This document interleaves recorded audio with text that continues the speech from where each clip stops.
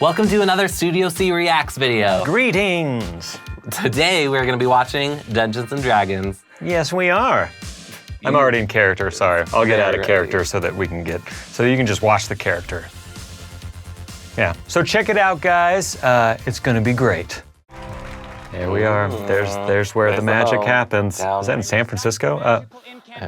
I love the set for this sketch. It's pretty amazing. So authentic. Like someday when I have my own basement, I want to have a basement that looks just like this basement. Built in the 60s. Built in the 60s, like to the D. I want everything just the way as it was in this Original sketch. carpet. Yep. It's wonderful. And we can play Dungeons and Dragons in our elderly years. Yeah. Have you ever played the game? I have. We played at Matt's birthday, remember? That's right. Matt's 30th birthday, we played Dungeons and Dragons. It was super fun. We kind of cheated on some of the things because you're supposed to set up your characters, but we just skipped over and I was a cave troll. Do you remember what you were? I don't remember, but Stacy and I were like a two-headed monster or something, and we each played one of the heads. It was fun. It was fun. Out of everyone in the cast, if I had to have a second head, I'd want it to be Stacy. That's true. And actually, Natalie in the cast got the most into it. She did. She was like Matt and I's character in this sketch. That was her in real life. Yeah. It was crazy. I was a little scared of her. Yeah. During it. My first time playing Dungeons and Dragons was in high school. Oh, really? I had never played before. My friend got invited by some other guys in the high school, so we went over to his house in the middle of the day, middle of the summer, and we go down to his basement. It's pitch black, except for this one interrogation light over the table, and they're like, "You can have some Doritos and Mountain Dew if you want."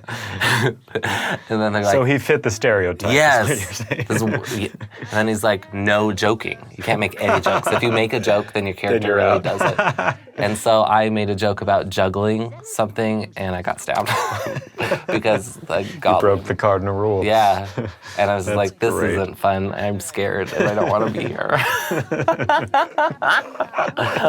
So if you ever play Dungeons and Dragons, just make sure who you play it with. Yeah, don't do it with you and Matt are great to play it with. So we kept on. I remember we had to be really careful because my character I'd always pour stuff on, and we were worried with the microphones. So I had to strategically pour it so I wouldn't pour it right on the mic and have to because those things are expensive. Yeah, and we'd have to refilm the sketch and stuff. So I had to be strategic in my water pouring.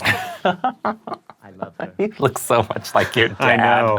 It's crazy. Putting on glasses. I never think when people are like, "Oh, you look just like your dad," and then I'm like, "No, I don't." Then I put glasses and I'm like, "Oh, it's true." This is what your dad looked like. This is my future. 29, 28? Yeah. However old you are at this. I think it was 28 when we did this sketch. Ooh. Oh, man. So fun fact, this was written by Gregory Schultz, who was in, when Adam and I were in Divine Comedy, he was in the group as well. Did you ever get to play? No, you missed him. But anyways, he was an avid Dungeons and Dragons. So I think he probably just maybe recorded his and then just wrote it down word for word and presented us this sketch. This is what it was. I know. I originally wasn't supposed to be in this sketch because James was going to play my part, but he was going to be Blue from being the genie in that Kyle sketch. Oh, yeah. So we were backstage and well, who should we get to play James's part? And I'm Adam, do you think you can pull off being a nerd? And I was wearing a Green Lantern shirt at the time. I was I got this. Yeah, I think I can manage. That's awesome. I didn't know that. Yeah.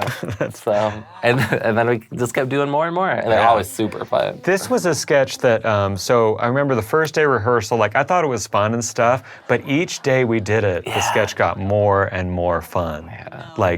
We got we started to get more and more into character. We added a lot of improv based off the rehearsal that we kept in the actual performance. It was just a ton of fun. Yeah.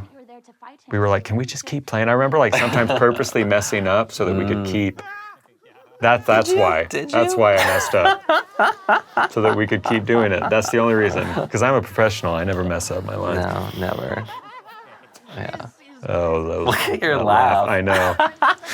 I want that T-shirt. I don't know where it went, but I will find it. It's kind of magical. It is magical. The moon. It's Ew, like it looks like a sardine just wrapped around your shirt.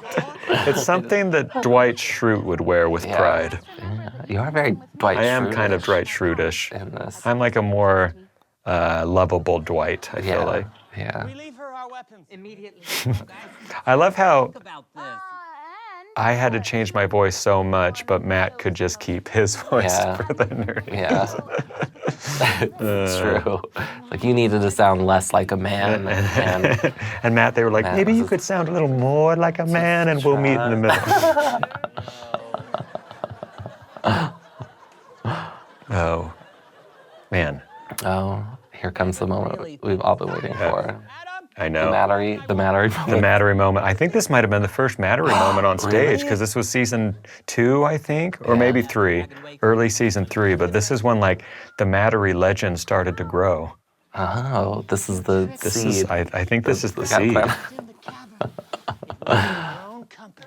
It's so exciting. I also think we should make an actual sitcom of this sketch. Like I could totally see this being like its own. I know it's a lot like Big Bang Theory, but I think it's different enough that we could make it our own TV show. Coming this fall on BYU TV. Dungeons and Dragons and Girls. Here's where Matt breaks right there every time. Without fail. It's like clockwork. I remember though, because that's the longest Matt had made it without breaking, and I was afraid that I was going to have to stop screaming, like I would run out of air before he broke. Yeah. So fortunately, right before I ran out of breath, Matt broke, because that would have been devastating to me. And he always blames it on you. Yeah, It's like, oh, I could see Jason out of the corner of my eye. I could see Jason out of the corner of my eyes. Oh man. So fun. So fun. Thanks, guys, so much for watching that sketch. That was super fun. Memory lane. We hadn't done that since 2013. Maybe 1974. Yeah, it was 1974. That was it. Like and subscribe. Yes. Send us your ideas. Check us out on Facebook, Instagram. We got like any social media thing that's out there, we're on it. And we want you on it, and we want you to find us on it.